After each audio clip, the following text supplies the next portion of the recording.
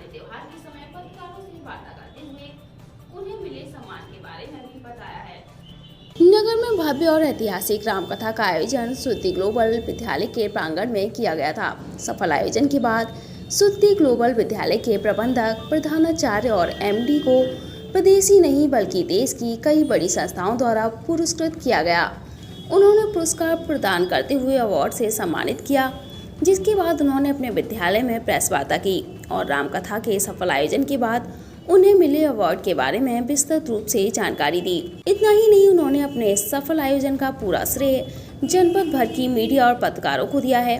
उन्होंने बताया कि आयोजन में सबसे महत्वपूर्ण भूमिका पत्रकारों द्वारा निभाई गई है, जिसकी सराहना स्वयं प्रेम मूर्ति प्रेम भूषण महाराज जी द्वारा की गई है। सुद्धि ग्लोबल विद्यालय में आयोजित की गई प्रेस वार्ता में विद्यालय के प्रबंधक डॉक्टर राम मोहन ने क्या कुछ बताया, यह जरा आप भी सुनिए।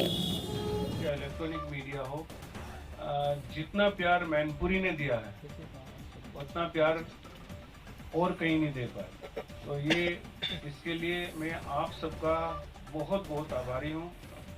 अब ये सोचा गया कि अलग से पहले सोचा था लिख के आभार भेजो, मैंने कहा नहीं, धनतेरस पे बुलाता हूँ सभी भाइयों को और सबसे मिलता हूँ, एक साथ मिठाई भी हो जाएगी। और कुछ आप लोगों की शुभकामना से एक बहुत बड़ा काम ये हुआ है कि जिस तरह से हमने एक फ्लैग निकाला, सबसे लंबा फ्लैग चलाया ओमला के, वो आपने देखा ही था, आपने उसको भी बहुत अच्छी तरह से छापा था। उसके बाद राम कथा जो विद्यालय में हुई उसका मेन पर्पज था स्टूडेंट्स के लिए। और मैं आप लोग को सबको धन्यवाद देना चाहता था कि आपने राम कथा में जो सहयोग दिया, जो इस तरह से आपने राम कथा को प्रमुखता से हर जन जन तक पहुंचाया, उसके लिए आप बहुत बहुत धन्यवाद के पात्र हैं।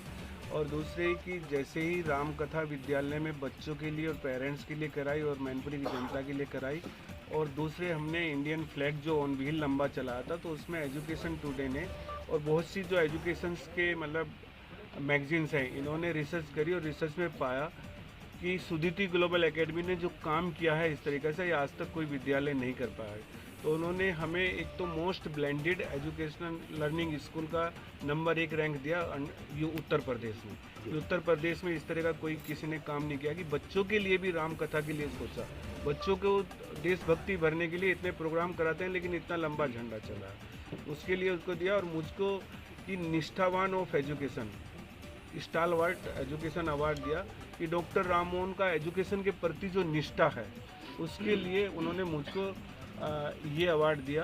तो ये सब आप तक पहुंचाने के लिए और आप लोगों को धन्यवाद देने के लिए कि क्योंकि जो भी मैं वर्क करता हूं उसको आप लोगों को बताते हैं, तो उससे क्या है ना कि दूसरे लोगों में भी ये भावना भरती है। तो इस तरह से शिक्षा को लेकर अब आगे कौन से कदम अच्छे उठाएंगे? देखिए, एजुकेशन के प्रति मैं बहुत सोच रहा हूँ कि मैं बच्चों के प्रति, मेरा सबसे बड़ा वो है कि बच्चों को भारतीय संस्कृति से जोड़ना है, बच्चों को ये सिखाना है कि पेरेंट्स ही भगवान होते हैं।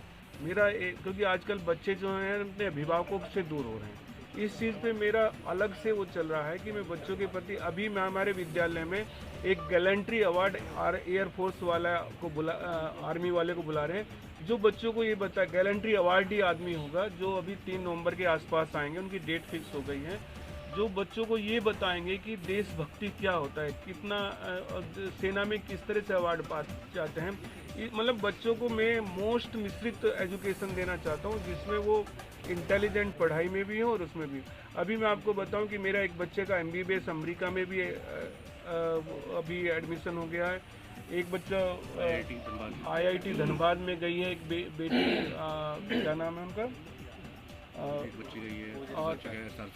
एक श्री राम कॉलेज कॉमर्स में एक बच्चे का एडमिशन हुआ अभी। जो श्री राम कॉलेज में एडमिशन कॉमर्स में होना बहुत बड़ी बात होती है मैनपुरी के बच्चों को अगर मिल रहा है, क्योंकि वहाँ जाके ये होता है। नासा में एक स्टूडेंट चला गया, तो इस तरह की चीज़ें बच्चे जा रहे हैं। तो ये सब इसी तरीके से मैं चाहता हूँ कि एजुकेशन में उनके प्रति विशेष वो भरता रहा हूँ, क्योंकि जो बच्चे बाहर जाते हैं वो तभी जाते हैं जब उसमें चहुमुखी विकास होता है।